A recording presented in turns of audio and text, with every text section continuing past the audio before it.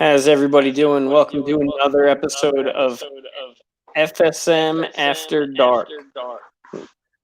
Rich Lupo here with Kalani Lua, and we're going to jump into some basketball.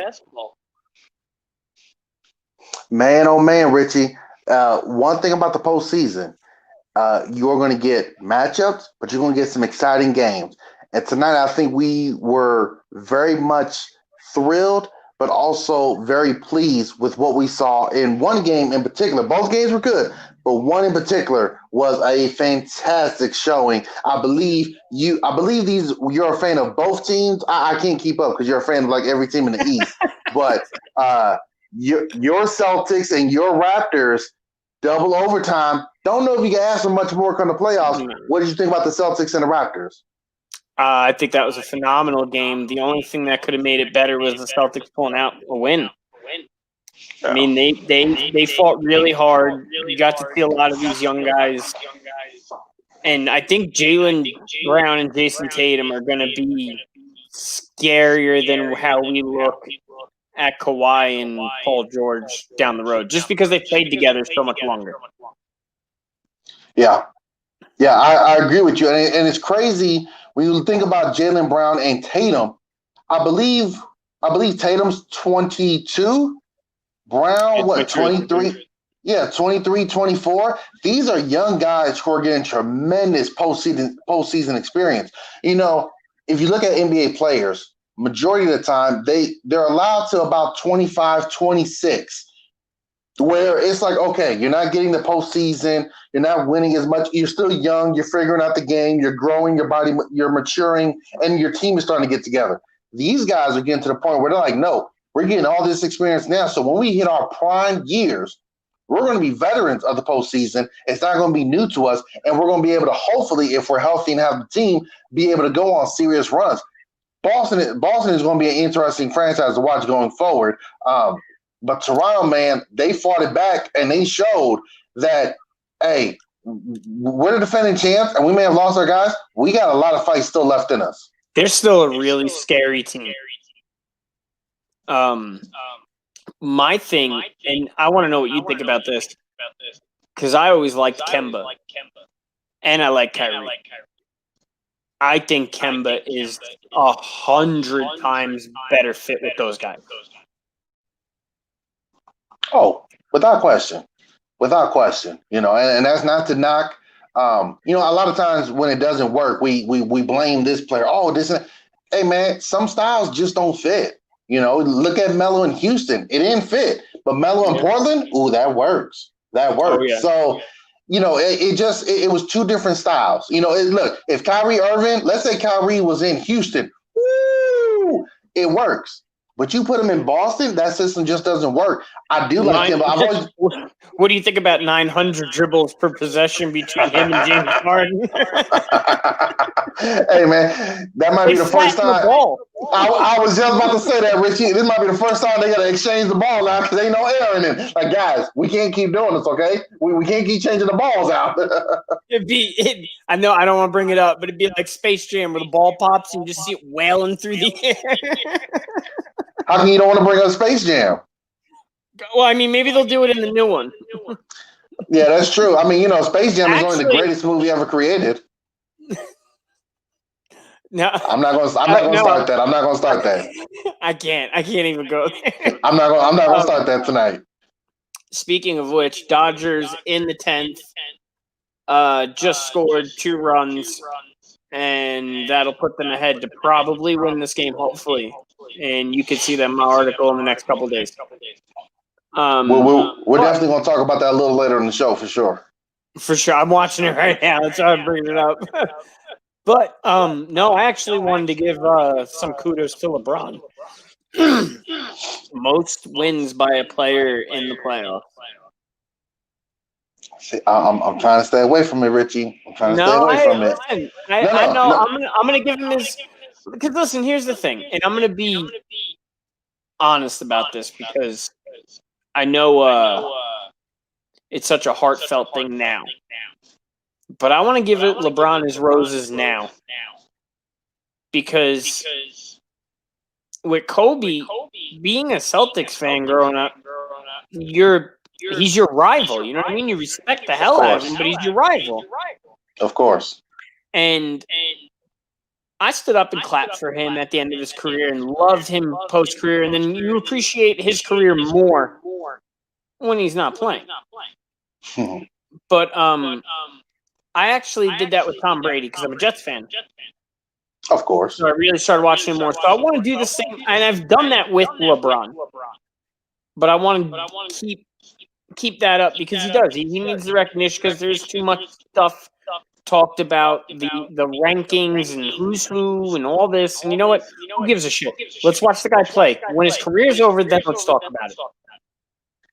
Exactly. And you know, I'm not going to get into my obvious rant over here about where I could go with it, but it's one of those things where, you know, you just have to appreciate what we're seeing. We don't see these type of performances often. We're not seeing these things all the time. Realistically, you just have to. We're witnessing a great player right now and giving us performances that we're not used to seeing. And it is tremendous to see how consistent he's been. What's interesting, and again, I'm not going to go off into my tangent, but what's interesting is that you hear people say, well, it's because he came in the league early and he's played in more. And yet, who's number 3 on that all-time playoff wins list? Tim Duncan. Tim Duncan went to college. Okay, he didn't come out of high school, yet no one complains when he was at the top of the list. No one says, oh, well, yeah, he went to college, but he didn't spend this many years there. He didn't spend 8 years there like that. You know, so it's like you keep moving the field goal post instead of just appreciating what we're seeing, which is absolute greatness and consistency. And if nothing else, like you said, at the end of it, you can judge it. But at some point, man, you got to appreciate the fact that for 17 years, with all the scrutiny and all the pressure, this dude has been above and beyond what anybody expected. And it's been something to watch. I won't lie to you, man. I was a LeBron hater early on. And I don't want to say hater, but I was just like, I'm not buying the hype. He's not better than George. You know, that whole thing. Yeah. And the more I've watched him through his career, though, you really appreciate a lot of the things that he does. And I think the problem is everybody always wants to compare him with Jordan with this and that and this and that. Listen, first of all, they're different freaking players. They're totally different players. Let's be honest. So the way they play is completely different. Kobe was the closest thing to Mike Witt. Give me the freaking ball. Everybody get the hell out of the way, and I'm going to do my work. Mm-hmm. You know, where LeBron made the right plays, the right passes, all that kind of. LeBron always has done the right thing on and off the court. And I think the other thing is we always get into that argument where, like, even now, people still argue the Tom Brady and Joe Montana thing. And it's almost the same thing with Jordan and LeBron, where it's, you know, opposite the rings thing, but the whole argument of undefeated in the Super Bowls, undefeated in the finals, has lost, but he's gone to more, but Brady's also won more rings. But it's one of those, what I'm getting at is I feel like none of these guys get their credit until their career's done, no matter what they're doing in their career. He could go off for 90 a night and they'll still be like, whoever's better. Just because of the fact of, I feel like that's everybody in every sport. Nobody wants to give anybody the credit until it's over. And it's the same thing with Kobe. And I'm not trying to be that way, but too many of the people on TV after Kobe died, he went up their ranking list. Yeah. He never moved up or down on mine. He stayed where he was on mine. He's top 3, top 4 all time to me. Yeah. But listen, here's the other thing. People always want to talk about the greatest, this, that, and the other thing. Personally, I can only speak on the guys I've seen. Honestly. That's the only people I will ever put in my top list is guys I've seen. You can talk about Wilt, Russell, this one, that one. Yeah, I'm sure they were great. I didn't see them, though. I can't tell you they were great. By my eyes, I don't know. No, that's so true. And, you know, that is a way to look at it. It's unfortunate because we've become, you know, with shows like First Take and Undisputed, which is fairly new, even though it's been around for a few years. But with these debate shows, it's become hot takes and comparisons. And you never appreciate anything once you compare it.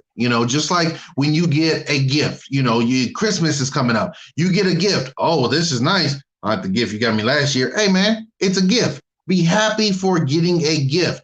And that's what we don't get now is we don't get the appreciation of great play. And that's part of my tangent that I go on is that in the 23 years or 22 years since, he's not been playing, you scored 50. Oh, that doesn't matter because it's like, come on, man. I get it. But imagine criticizing Luka Doncic because he don't got 6 rings yet. Dude, he's only been in the league 2 years. What you want to do? Win it his second year? Well, he ain't got 6 rings. He's only been in the ring. You know what I'm saying?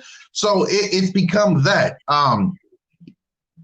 He doesn't get it now for obvious reasons. But before LeBron came in, Kobe used to get the same treatment LeBron got. No matter what he did, it was because of Shaq, and he'll never be as good as Michael and this and that. But as his career went on and Kobe just stayed the path, it became more appreciation. You know what I'm saying? Like you said, at the end, I can stand up and clap and appreciate, as a player, being a Celtic fan, I can't root for you, but I could appreciate what you've done for this game and how you've carried yourself.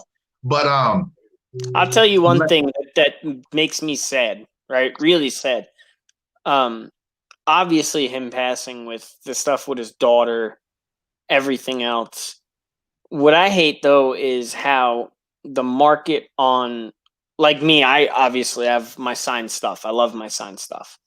So my plan was eventually I do my players that I like, not, who I think is good and who I grew up watching, whatever. But basically my plan was to have one through however many numbers and case them all in a row. Mm-hmm. And I really wanted to do Kobe at, 24 or 8. And it sucks because when people pass away, man, all this memorabilia and stuff, it skyrockets, dude. Yeah. And then people that, like me, that I'm a sports fan. That's why I have all these different signed teams and all this other stuff. I like players. Yeah. And I appreciate players. So to me, it's one of those, I hate that people do that where they want to, all of a sudden, now they want it.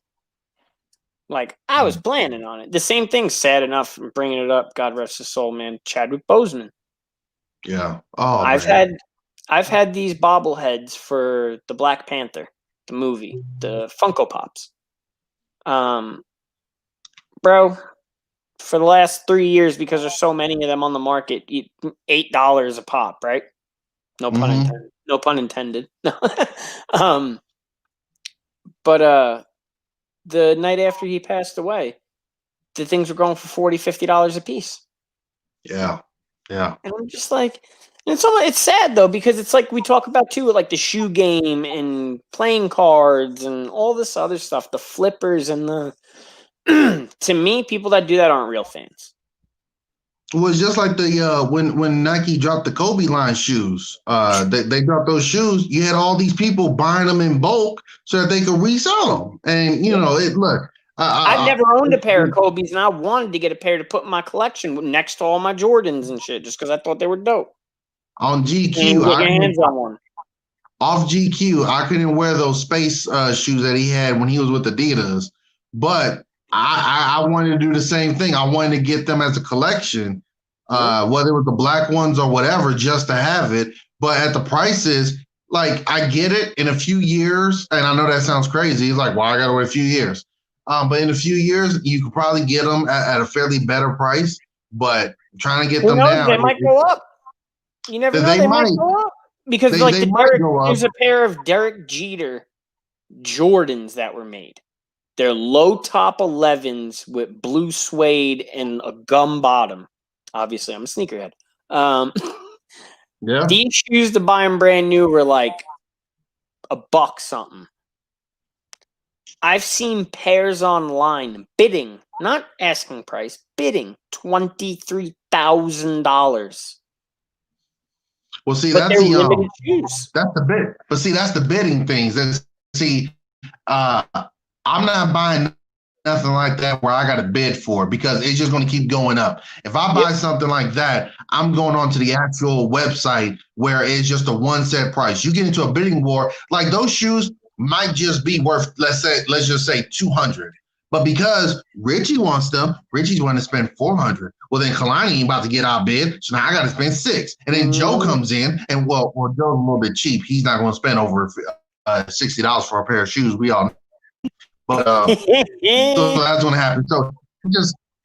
So Joe needs to join this fantasy football league.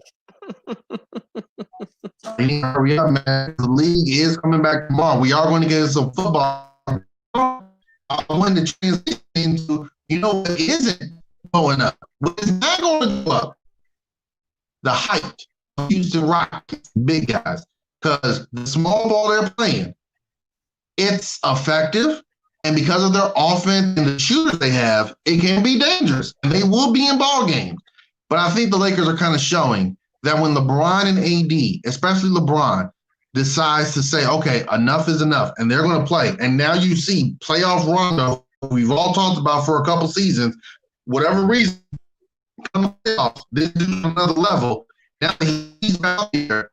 I definitely feel like the Lakers are in the driver's seat as favorites to win the title. What say you? Yeah, 100%. First of all, now that the Bucks are out, I think too many people are sleeping on how good the Heat really are. Truthfully. Like, the Heat to me are that, like the Washington Nationals last year and the Raptors last year, where there's just this unsuspecting team until they got you backed into a corner down 3-2 in a series, and then you're like, oh shit, they're pretty good. Yeah. But hey man, you didn't tell us they were this good.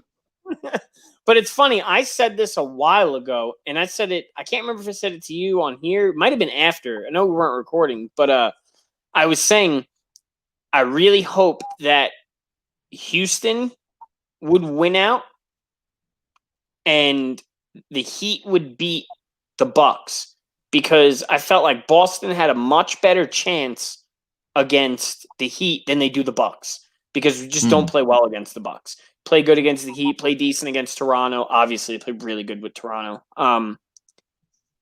Which is crazy, man. They 30-piece them the other night, and then you're in a 3, game 7 now. Greatest word in sports. Yep. But yeah, I think that all said and done, I think this is the Lakers' championship to lose at this point. Because they can play bully ball inside. They don't have to sit there and make all those threes. And listen, it works. All the threes things work. But it really works when you have the Splash Brothers out in Oakland with, and then add KD later on. Then it really, really works, where you could just put 20 on people. It's unstoppable. Yeah, you can't really do anything about it. But I really think that the Heat are going to take it. I mean, the Heat. I think it might really come down to the Heat versus the Lakers. And I think the Lakers will get it. I think the Lakers are a much better matchup against the Heat. Well, that's what I'm saying. Obviously, we'll see how this Clippers and Nuggets one plays out. Fairly looks like it's going to be the Clippers, but we'll see. But I definitely feel that as long as no major injuries come up, I definitely feel like this is the Lakers' title to lose. But like you said, matchups also are a big factor in the postseason. And I don't think that ever gets enough credit as it should. Like you said, if your Celtics win and they play your Heat next, that's a much better matchup than playing the Milwaukee Bucks. Whereas if you flip it, the Toronto Raptors might want to play the Milwaukee Bucks as opposed to playing the Miami Heat. So so it just depends on matchups and how they work out and how they flow. But when in seeing these games, we're seeing a lot, and this is something I want to kick this idea to you as well. But we're seeing a lot of great play, and we're seeing some pretty damn good games. I wonder, going forward, should the NBA consider when things get back to normal, we do our regular season, 82 games on the road. I know what you're gonna say. But come the postseason, bubble. Do we take the top 16 teams and put them in a bubble? 120%. Reason being, like I'm sure you're gonna get to, the travel. Now there's no excuse about you got to fly from Miami to here. You know what I mean? Or you got to fly from here to there. There's none of that now. There's no, oh, we got to get on a plane, we got to get on a bus, we got to go to a hotel, we got to find this, we got to find that. Now everything gets back to normal. You're going to have a lot more people allowed in the bubble, trainers, coaches, things like that. You're going to have families allowed there where, I mean, that's not a bad idea where I think, oh God, it'd be so great for them to do it here. Yeah. But set it up where you put these teams in different hotels, bus them in, and who knows, maybe you put them up in one of these convention centers, or you set up multiple convention centers, or you just build a facility for it. Because, I mean, that's something you could do, and especially if the NBA kicks into it and they eventually get a team out here, that's really something you could do. But anyway, my thing is, though, once everything gets back to normal, I don't know if they're going to be cool with just housing, a couple hundred basketball players when they can get paid for those rooms as well. Well, and that is going to be something that can be worked out. Maybe if possible, they can come to some type of agreement with these particular ones. Now, my thing would be, do you pick multiple locations? Like, for an example, like you said, East and West. Do you pick one location in the West and one location in the East? The problem with that is when the team from the East and the West are done, where are they going to meet at? Are they going to meet somewhere in the middle? Court. Yeah, I mean, possibly. Because then the traveling, to me, the traveling don't mean nothing at that point, because now it's not you just played 3 series, 20-something games on the road, all this. No, instead of putting the it's normally a 1 game or 1 day buffer in between the games, right? Yep. And then travel, is it 2-day buffer or 1? For the travel, I believe it's a 2-day. I think it's a 2-day buffer, but you got to remember when they do the traveling, it's not until game 5 where they go back and forth. So the first 2 games are on the road or at home, and then vice versa. So it's easier to knock it out that way. But then from there, you're doing the traveling. Yeah, because that's what I'm thinking. If there was a way where they could do it, where they could set it up where they could actually be those last couple of games where you get your home court advantage. Well, see, this is where I was going at with the bubble, is not just the locations, because you could also do it like the NFL draft. You can pick a different location every year. You can say this year we're going to be in Orlando. Next year we're going to be in New York. Next year, that way you can almost, because, and it's going to lead into my second part with it, is what do you do about fans? Because if you're at one location in a bubble, do you let fans come in? Or for the postseason, to take out the home court advantage, do you go to virtual fans for the postseason? And just like they've been doing, if you're the home team, they put, I guess, more of your fans in there and have them cheer with the sound. And then if you're the away team, there's the booing aspect. The reason I go with that is because I feel like, and it's the same thing with the UFC that I've spoken about there, I feel like without the fans there, for the athletes, there's slightly less anxiety and pressure on performing, because you're not coming out to a roaring, thunderous arena. And what about really quick, I'm not trying to cut you off. What about, I think I agree with you, the athletes. I think more than anything for basketball, the refereeing. Yeah, well, see, that's what I was going to get into. When you look at what we're seeing here, when you look at what we're seeing here in the bubble, we're seeing great performances like almost every game. You know what I'm saying? For the most part, every game we're seeing great performances from the players, but then also we're getting more I feel, from the referees. There has not been a lot of egregious calls made in this made in this postseason. There's been some, sure, but not like what I feel like we've got more often in when things are regular. And like you kind of said, the fans aren't being on the referees, so the pressure on them isn't there to get the right call or to make up for that particular call. I also like the fact that while we're watching the games, we can hear the coaches, we can hear the players talking with each other. I feel that with the virtual fans, and maybe you put, you allow the families there. But with the virtual fans, I feel like the players now can focus more, and we're getting from it. Look, honestly, we talked about it when it first was going on. Oh, how's it going to look and sound? I feel like now it's not an issue. No one's talking about it. Oh, these games are nice, and yeah, I get it. There is something to going on the road, and you the Indiana Pacers, and you going to Madison Square Garden, and you taking on the Knicks, or you're the Celtics, and you got to go out to the mean West. I mean, not the mean West, but you got to go to the Sunshine State of California and go to Staples Center with all the stars and the banners in Hollywood. But then you guys got to go to Boston with all those rowdy fans. And don't get me wrong, I get that, but I also feel like this has given us a chance to see this can be done in a different way and still give us the same quality, if not better, basketball, which ultimately should be the goal. So while, yes, there is going to have to be some, because again, if you do it in the bubble without fans, those are ticket prices, concession sales, et cetera, et cetera. So maybe you find a way where you say outside of the pandemic, I don't know, maybe you find a way to make up for the finances by charging something else. I'm not sure.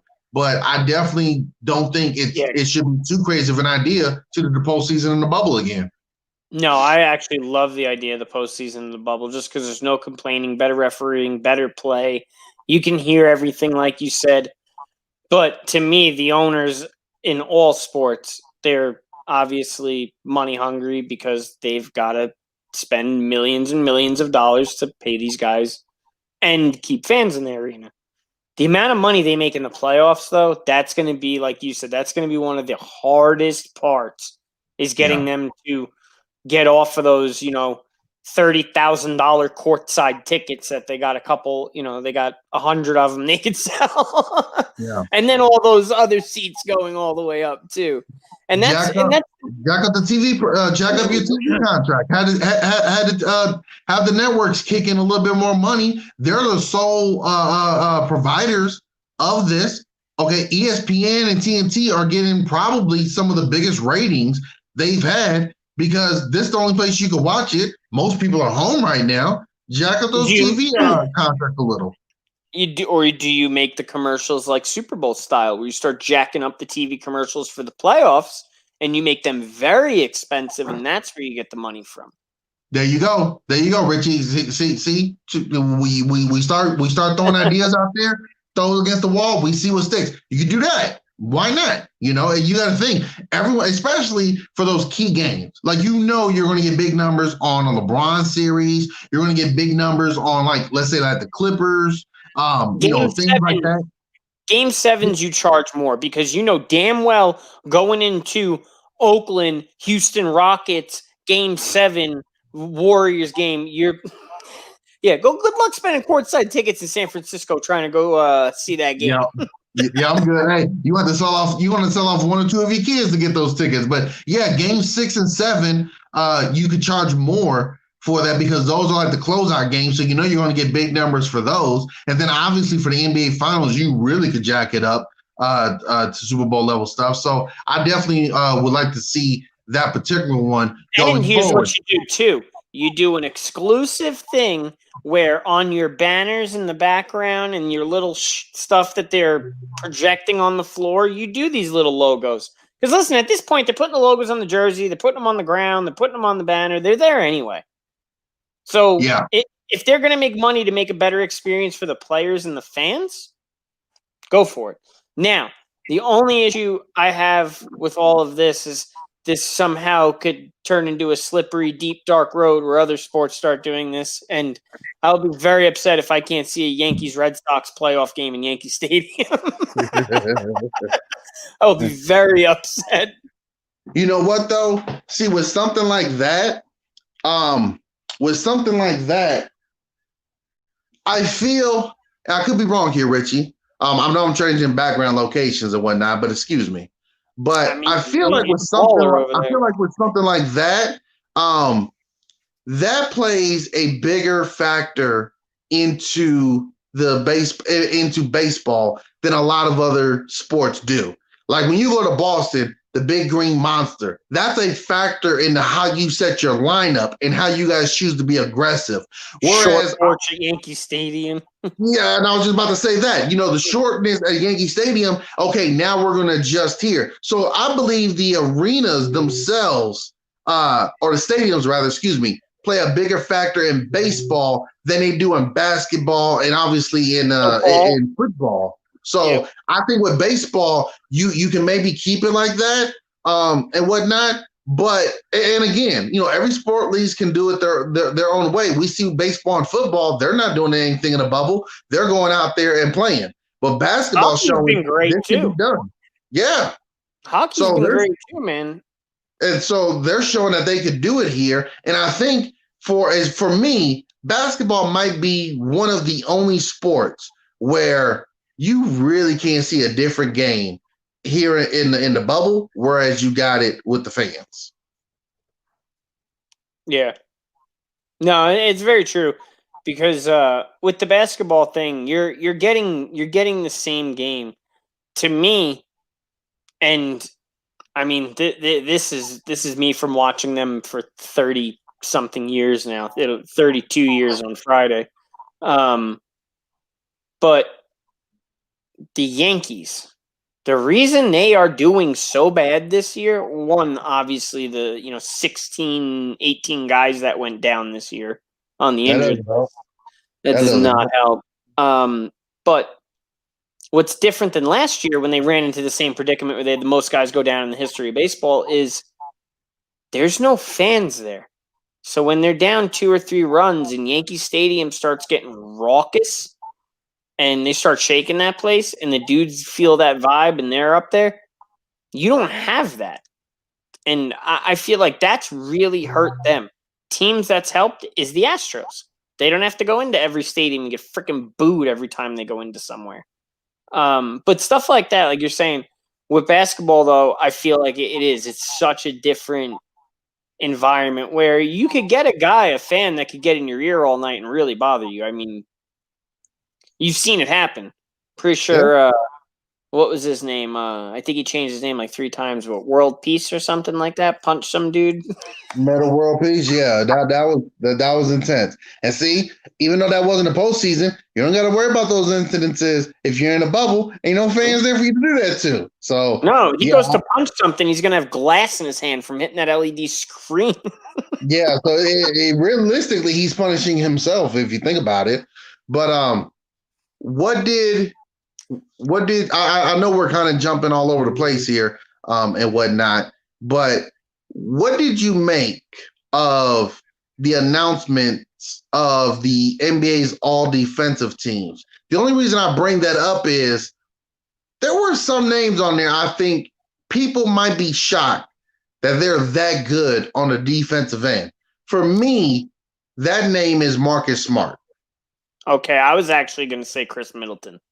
And that's fine. Because Marcus Smart, when he wanted that big contract a couple of years ago, I was one of the few people that was like, pay the man, because he is the most energetic, animalistic defender, like diving for loose balls, covers. I mean, dude, there was a game where he was covering Giannis in the game, and I'm watching it. I'm like, why the hell did they have Marcus Smart on Giannis?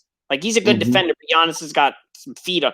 Dude, he was bullying Giannis in some of these plays. Not granted, Giannis obviously bullied him because he's just huge, but there were some plays where you're looking like, oh, wow. But you do see when whoever the best player is, they're putting Marcus Smart on him because he's going to lock him up. I mean, he is that good of a defender. I don't think he gets the credit because he has some, and I'll call him out on it, he has some floppy plays here and there. Yeah. But he's not Patrick Beverly. He's not Marcus Morris, where he's going to, try and get more in your head and just bring a bunch of energy and piss you off and, maybe break your ankle like Doncic. Lost a lot of respect for Morris after all that stuff. That, and then the hitting him in the head, and then just be quiet, dude. You've done that in New York. You did that in Boston. You fought every guy when you played for the Knicks. So whatever. Totally different tirade. But Marcus Smart, though, I do believe is a really good defender. Middleton was one of the ones that I was like, Brooke Lopez, he was pretty good. obviously having Kawhi on that list. I mean, of course.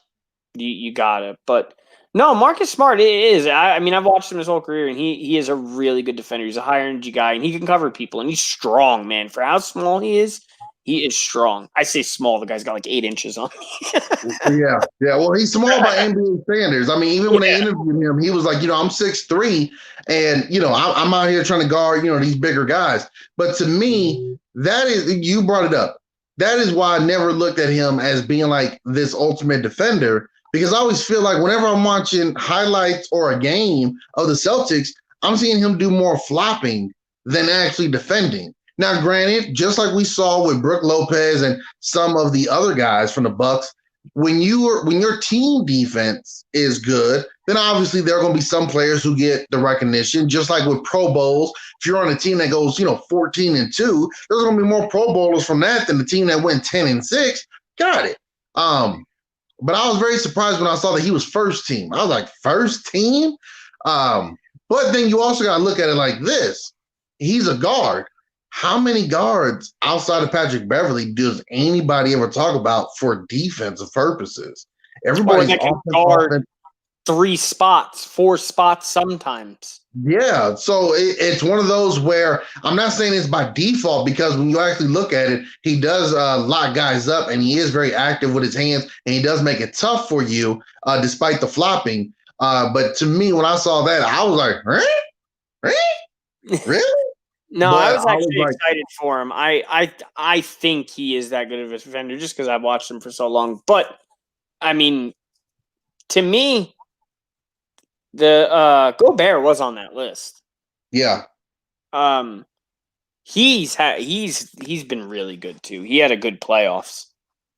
For Rudy Gobert, I was talking to my neighbor because he's a Jazz fan, and I was saying one thing that I'm very impressed with Gobert. As active as he is defensively, he's not a big foul guy. Like, he's not a guy who's constantly in foul trouble. And to me, I'm very impressed with that. Granted, I understand that most of the big guys you're playing aren't doing what David Robinson, Hakeem Olajuwon, Shaq, Patrick Ewing. I get it. They're not being down low with all the moves. But even when I was watching the Nuggets and the Jazz series, it's not like Gobert was in foul trouble every single game. So and Jokic does a lot of moves down in the paint, especially out of any of the big guys. He probably does the most moves down in the paint. Exactly. So I was very impressed with the fact that Gobert can be as effective as he is on the defensive end, but he's not having to worry about always being in foul trouble. So I was very impressed with that. And you know what? You look at that list. Outside, like I said, for me, outside of Marcus Smart, I really wasn't surprised with anybody else on the first team. What was it? It was Giannis. Was Giannis first? No, Giannis was first team. Who else was first team? Oh my God, I can't remember. I think I saved it, but all I know is there was 3 Bucks on that list between first and second team. Yeah, because you had Giannis, Brook Lopez. What was Middleton? Was he on the third team? I think second, I believe. I could actually find it right now, though. Give me one. Yeah, because I think Kawhi made second team because I think they had Giannis in his spot when they were showing the lineup. Giannis, Gobert, Beverly, Smart, Lopez, Middleton. I don't even know if Middleton made it. I can remember, but yeah. But it was a great showing, and you know what? Obviously, I know everyone complains about the NBA not playing defense, but it's not. Look, one thing about it is that you also got to look at it. You're not going to stop great offensive players.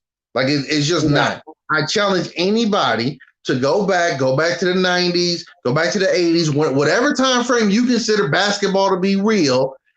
Show me how many games any defender shut down another great offensive player. Now, granted, you can make things difficult, and they might have a bad series, or they might have a tough shooting night. But if they play again the next time, they're not going to have the same series. Dominique Wilkins might have struggled his first year in the postseason when he played against the 76ers. I'll just pick a team, the 76ers. He played them again the next year. He ain't struggling. So you're not going to have great offensive talent get stopped defensively. Best thing you could do is try to make it difficult for them, uncomfortable, and just contain them. So when people say there's no defense, well, that's not the case. Just now we have so many guys who are so offensively skilled, and obviously with the rules, but they're so offensively skilled. I believe even if you had hand checking here, which Calm down. Wait, I actually found the list. Hold on, I found the list. Go ahead, please. Go ahead so I can calm down. So it was Marcus Smart, Ben Simmons, Rudy Gobert, Anthony Davis, Giannis. That's who it was. Then second team was Brooke Lopez, Eric Bledsoe, Bam, Patrick Beverly, Kawhi Leonard. Middleton was third team. That's what it was. Yo, seriously, Ben Simmons, all defensive team, respect. That's because I he gets criticized for not shooting the ball, and obviously other things, but people rarely talk about his defensive skill set. That's another reason why I said I'd rather go with him as opposed to Embiid, because not only is the game going more towards what Simmons' skill set can do, but he's also someone who could give you something on the defensive side as well. And Embiid, he's an all-around guy, but I just don't know if I could trust him, man, to be there when I need him to in a big game. So no, he needs to be a 3. He needs to be a 3 somewhere. They need to build They need to build the team around Simmons with a bunch of shooters and a rebounding big. Honestly, that's it. You talk about respect. I got uber super respect for DeAndre Hopkins. Did you see what he did? Mm-mm. He signed a new contract extension. I saw that, but I wasn't able to see the details because I was at practice. Okay. Forget all the details. The only details that matter about this contract, 54.5 total, cool. 42.75 million guaranteed, that's cool, whatever. No trade clause. No franchise clause.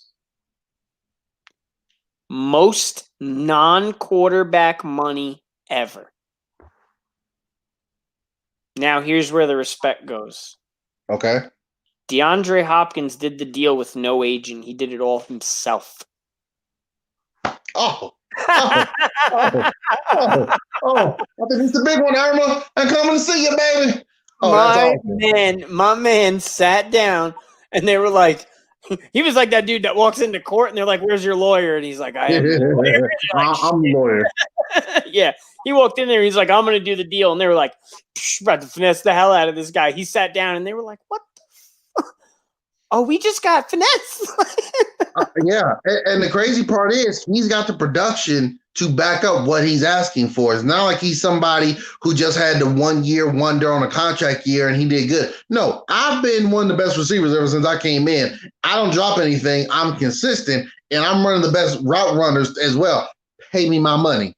Do you think do you think Cliff Kingsbury was sitting in his office and got a call from a Houston, Texas area code number and picked it up and heard some guy on there and was like, "Hey, I want to trade you DeAndre Hopkins for that guy, that running back you have. Yeah, I want to trade you DeAndre Hopkins for him." He was probably like, "Dude, quit messing with me," and hung the phone up. He probably thought he probably was sitting in his bachelor pad, sitting there thinking like, "Look, dude, okay, I get enough prank calls about my house already and everything. I don't need this about the football team. That's too much." No, dude, seriously, I want David Johnson. You want David Johnson for DeAndre Hopkins. What else? What you want? Chandler Jones? You want 5 first-round draft picks? You want Kyler Murray? You want my living room? What do you want? No, that's it. That's all you want? My wife for the weekend? Exactly. But I like it. I love it. I love to hear stuff like that, man. And obviously, I love that too, because I played baseball. As Joe tells you all the time, I was a really good pitcher. I was recruited, all that kind of stuff, tore my arm up, the whole sob story, all that nonsense, overpitched. But I have other friends that are in. We've talked about this, that are in professional sports, that are in this, and they have agents and PR people and personal assistants, and I mean the list goes on and on and on. And to me, it's so cool. And I love DeAndre Hopkins. I might get something signed by him sooner than later, just because of the fact of I think he's gonna have a long, phenomenal career. But to me, what I love about him, you know the story behind with his mom. Yeah, very much. So people that don't know that are watching, DeAndre Hopkins' mom was blinded by chemicals when she was younger. DeAndre Hopkins' mom sits in the end zone of every game, and when he scores a touchdown, he runs over to his mom and hands his mom the ball. Which to me, that's like the coolest thing in the world. But you have a guy like that takes care of his blind mother, makes sure he's doing all the right stuff, has had that killer mentality on the field, has put up production in a place where I couldn't name you the last three quarterbacks, except the one guy that went into Houston and stole like $100 and something million or $70 million, whatever it was, and then took off out of there like a bandit. But you think about a guy like that. To me, a guy like him is comparable to Larry Fitzgerald, where the only great quarterback Larry had was Kurt Warner. To me, if you put, and I mean, I feel like you could say this with almost anybody, but if you put Larry Fitzgerald with like the big three, Aaron Rodgers, Tom Brady, Drew Brees, through their career, like the same time frame, I think we'd be talking about Larry Fitzgerald as the greatest receiver of all time. Like, I don't know if it'd be an argument. No, it's because you got to think. Look at his production without those type of quarterbacks. Do you know the man? Listen to this stat. I know this off the top of my head. I'm not even. I think I know what stat you're about to say. I think you know what stat. I think I know. Go ahead. Drop. Oh my God! Yeah. The man has more career tackles than he has drops. He's a fucking wide receiver. You're not supposed to have tackles. He has more career tackles than drops. And I know the people can come out and go, "Oh, his quarterbacks throw a lot of interceptions," blah, blah. No. The point is, if you ever watch the man play, he don't drop for balls. It don't matter. Even if he had Jameis Winston every single year throwing 500 interceptions, what star wide receiver has tackles? And then you got to think, he don't got that many drops. Because you got to think, if I'm throwing a whole bunch of interceptions, that means we're passing the ball a lot. You ain't dropping the ball. I mean, he's Mr. Consistent. He's Mr. Professional. He's one of the greatest to ever play. I even love the fact that, like, when they talk to other corners, like Richard Sherman, and he was talking about receivers that he trash talk, he even said when he plays someone like Larry, he doesn't trash talk them. One, out of respect, but two, Larry doesn't say anything. Larry Fitzgerald will be the worst star receiver to have mic'd up for a game. But you know, every game he's in, he's going to give it to you. And he's also an epitome of being a professional. When it looked like he was starting to lose a step and the Cardinals wanted to go a different way with Michael Floyd and other wide receivers to be the number one guys, he had a choice. You either move inside and play the slot and become the number two receiver, or you're going to have to go someplace else if you want to continue to play. And instead of pouting, instead of making a big fuss, he said, all right, I love it here. And look, he's on TV right now doing a commercial. But I love it here, so I'm going to go ahead, I'm going to switch it up. He became a good blocker, okay? And then he still went out there and caught a bunch of passes when they realized, oh, yeah, he's still good. These guys we thought would replace him aren't, so we're going to go back to him. He truly is somebody that I got to say I've enjoyed watching. I hate the fact that my Raiders could have picked him, but, you know, it is what it is. You know, when it comes to the draft, you know, sometimes you make stupid mistakes, and Al Davis was known for them. And while we're talking about football, we're obviously going to be back tomorrow night, but in the last, let's say, 10 minutes of this show, let's dive into a little football talk here with the season coming up. Tomorrow we got the Houston Texans taking on the Kansas City Chiefs, the defending Super Bowl champions. What are your thoughts and expectations going into the first game of the season? I think the Chiefs are going to come out firing on all cylinders after that Super Bowl win. I don't see Patrick Mahomes hitting any kind of a slump anytime soon. The kid, somebody that's practicing throwing the ball no look sideways and practices is just on a completely different level than everybody else. When you're practicing stuff like that, that's what practice. So to me, I think the run's going to be in the AFC. It's going to be the Chiefs and the Ravens, and I think we're going to get another. I think the Bills are actually going to be decent this year too, but I don't think they're going to be that good. I think the two runaway teams obviously are going to be the Chiefs and the Ravens. I think they're going to repeat. I think a lot of people are going to try and stop what they were doing with Lamar Jackson, but I think it's like, well, Michael Vick back in the day. You could try all you want, but it's hard to stop. And I think they're going to get a little better from that year last year.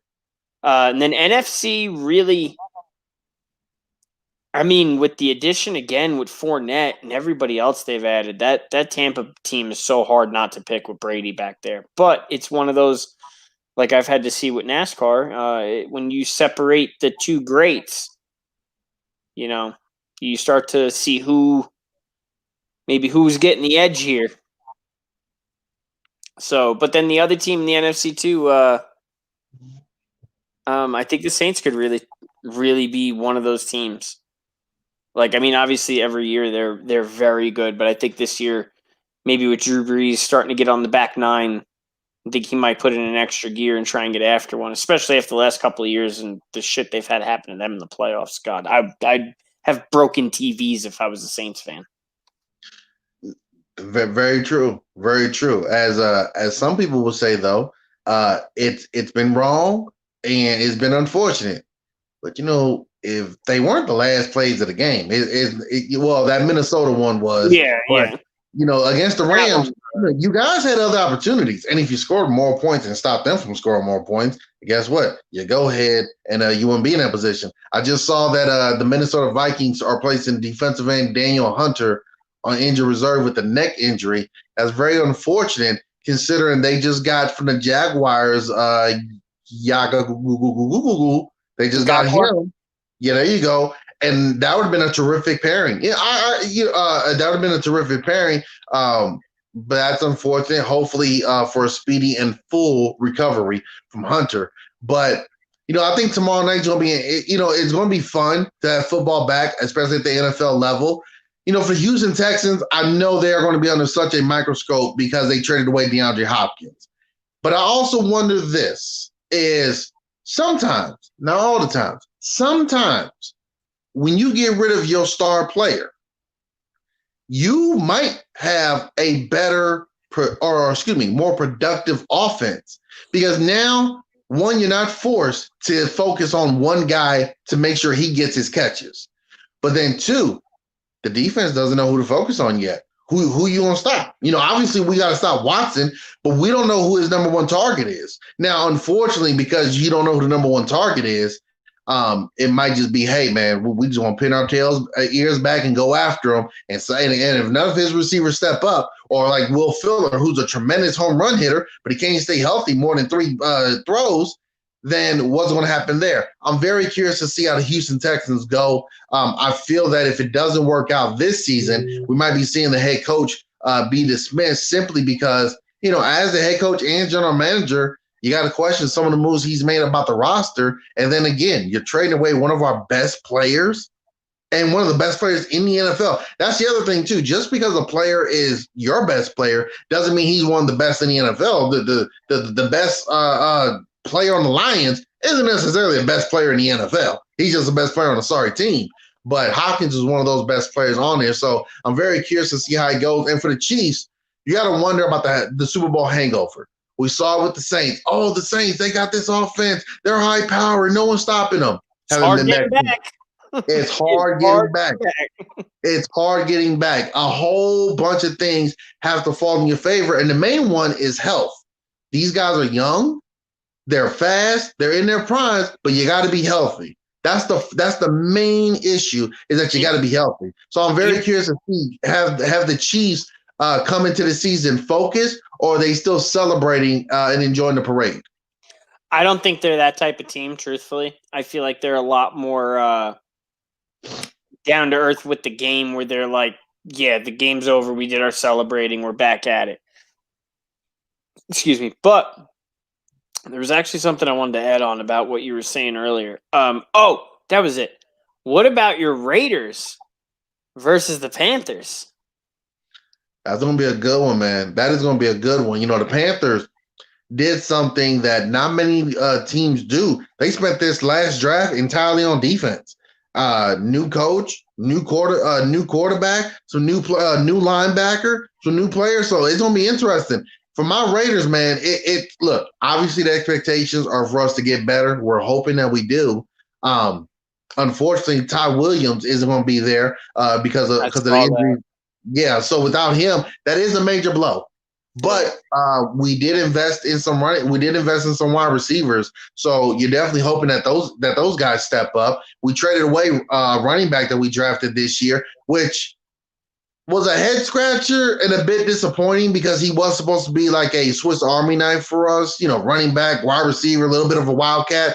And I guess what they saw in training camp, they was just like, yeah, dude, we're moving on. So we're good. Kudos to them. Very excited. It's unfortunate that with the new stadium, which is so beautiful, so marvelous, so amazing to see, that it won't be able to have fans in there. But it's definitely going to be a lot of fun to see the Las Vegas Raiders and how John Gruden goes, especially with him saying that he knows he's got to open up the playbook, get more creative, be more aggressive. To me, that's always been my holdback with criticizing Carr. Is he really that conservative and scared to push it? Or the coaches telling him not to do it? You know what I'm saying? Listen, there's only a handful of guys that can mute the mic and run their play, and not get benched for it the next week. Yeah, or just lose their job outright. Or just be like, oh well, you know, he's not coming back. Yeah, there's not too many guys that could do that, and I always look at it that way. With, you know, when you're quick. That, to me, how I really judge a quarterback is that quick no huddle. When they start running real fast down the field and you see the quarterback a little more with the playbook in his hands at that point, and, you know, that kind of stuff, and the scrambling and running plays, that's where I like to really judge a guy versus, you know, can you just execute? Yeah. One thing, and this is very small, they're professionals, but one thing I've always kind of been curious about too, whenever we've seen Gruden as a coach, even when he was in Tampa Bay, and they've had him mic'd up giving plays, I've also wondered, dude, do your plays have to be so wordy? I mean, it's almost like reading a Harry Potter book, and that's just a running play. And it's like, I get it, but at the same time, like you just said, if I'm trying to do a hurry-up offense, I got to literally sit here and listen to you say, all right, we're going to go with Lipstick, India, Red November, Dipstick, Braves, Hulu, Over the Mountain, Blue River, Tailpipe, XY Banana Z. And it's like, on dude, 3. we're in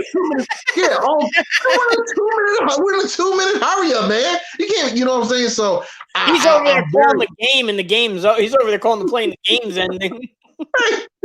Hey, they don't blow the whistle. The players are shaking hands. Gruden is still saying Thursday, November, London, over the river ridge, back of the mountain. It's just like, right, coach, it's over. Now the second portion of the play, he starts doing stolen base lines, swiping. He says that first part was just for the protection scheme. That was pass. Yeah, that was pass blocking. That's all that was. I ain't even got to the other positions. Hey, they should have Frank Caliendo do that as a commercial where even when they shut the lights off in the stadium, he's still on the field. I tell you what, man, I love this play right here. But I like Gruden. I really feel like with him, it's one of those, the team is in your hands. Go crazy. Like, try everything. Like, do whatever you think is going to work, go for it. Like, who's going to? Because your division's hard. I mean, you're not in an easy division by any means. No, not at all. Where do you see yourself in the division? Because I've seen a lot of pre-ranking stuff, and they're not being very generous. Well, you know, pre-rankings, man, it's, you know, it is what it is in that. You know what I'm saying? You just got to take it for what it is and say, hey, look, not a lot of people had the 49ers going to the Super Bowl last year, okay? And look what they ended up doing. So you just got to take it for what it is. What's your ranking? Where do you think in your division? First, second, third, fourth? I think. I was going to say it's unfortunate, but it did get a little bit easier with Von Miller potentially being out this season with the injury he suffered in practice, and it was on the last play too. Again, very unfortunate. Again, wishing him nothing but a fast and speedy and full recovery. True. But without him there, you kind of say, okay, well, maybe that defense is a little bit more vulnerable. We'll see how the Chargers do. Look, as a Raiders fan, I'm not trying to be over optimistic here. I don't see second in the AFC West being unrealistic. The Chargers have a lot of question marks, and history has shown they always find a way to shoot themselves in the foot. Oh, even yeah. even if you have them lay on their stomachs, arms extended forward, and you put the gun in their hand and it's facing that way, somehow they end up shooting themselves in the foot. Denver. I know they got Judy, but what are they going to do at the quarterback position? Defensively, they just lost one of the best in the NFL. So I don't see second place as being unrealistic for us, but I would say probably third. I don't see us finishing dead last unless we really just shit the bed. But I don't see us finishing dead last. Second would be my highest. Third, probably more realistic, but I definitely feel that we're going to be a team that could challenge for 9-7 this year. I really do feel that. And so a lot of the stuff I've seen's got 7 and 9. Can I tell you my opinion? Truthfully, I'd say the 7 and 9, 8 and 8. I'm not really against. I could see that. I really think, honestly, and I had written something about this a long, long time ago. And I don't think it ever got put out, but I did a whole article on the home field advantage thing, and I really think the Raiders, out of all the teams, lost the most with the home field advantage, because I think their game, they could have won 2 more games with having fans in the stadium. Truthfully, I really think they could have won 2 more games just with having fans in the stadium, because here's the difference. One, you're going to have the out-of-towners that are going to come in that want to see their Raiders play in the new stadium. Then you're going to have these new diehard fans that, as you saw with the Knights, these people are crazy. They want sports here. Baseball and basketball, and you will make them happy. If you build it, they will buy PSLs. Yep, they will. That they will. So I think they suffered the worst out of this, because a lot of people can say, oh, well, the Rams got a new stadium. Yeah, but they've been in California. They've been there. That's not a big thing. This is a brand new team in a city that's only had its second professional men's sports team. Yeah. So I look at it that way, and I feel like their advantage of, if they would have actually had fans in stadiums, would have been much better. I still think they're going to play really good because of this new stadium, and knowing, like, looking around, like, fans or not, hey, this is ours. Like, even moving forward, because I got to drive past the training center all the time. That place is awesome, man. I actually drove by the stadium the other day, and they had the windows open on the stadium, and they had the big video board in the back lit up with all the Raiders stuff on it. I got a picture of it. I'll send it to you. But really, it's going to be a spectacle, because, like, I was looking at buying, when I first moved here a couple months ago, I was looking at buying tickets for the Tampa game, and it was like Thursday or Sunday night football. Yeah. And the tickets were astronomical. And this is before they even talked about canceling or not possibly having football back. And I'm like, oh, I wouldn't pay that to go see that. Man, I paid double that now to go see that. Yeah, definitely. I wish the Raiders had been here already. That way we could have known the schedule before Tampa Bay got a certain quarterback, because I got a buddy of mine who's a huge Bucs fan. We definitely would have bought tickets to that particular game to go there and watch. And then you throw in TB12 and everyone else they're bringing out of retirement or trading for to bring in. So that would have been pretty good. But Richie, man, if you look up at the time, man, we're just over an hour. We're going to try to keep it short and whatnot, especially since Joe isn't here to tell us about every person he knows associated with every single detail of every single sport that we do, because, he knows a guy over at Cox. He knows a guy that works at the Staples Center. He knows a guy that went to the moon, and he talked about that. He didn't join the fantasy thing either, so we can't even play fantasy football this year. It's all on Joe. Well, you know what? Fantasy football this year was messed up by Joe. Well, it's going to suck. I've done it before, but it's going to suck. We could try to still get it. We might just miss the first game or the first week of the game. I'm okay with that. I've done that as well. It does suck, but what can you do, right? He does have he is wearing a lot of hats right now. I give him that. Oh, yeah. But Richie, man, it's been a lot of fun talking with you again, man. I'm glad we're back on. Hopefully we can keep this as a consistent thing and keep it going along. Thank you guys for tuning in and listening to the After Dark podcast. I'm one of the hosts or one of the people on the panel. Look, I'm Kalani Lua. You guys can find me on Twitter at KLUA11. That is Richie. Richie, let them know your handle. Richie Lupo 11. And yes, we are the co-hosts of this show. Exactly. Hey, from Richie, no, it'd be this way. From Richie, that he went some way. But from Richie to Kalani, thank you guys very much. Have a good night. Check out next time, my brother. Till next time, everybody. Peace.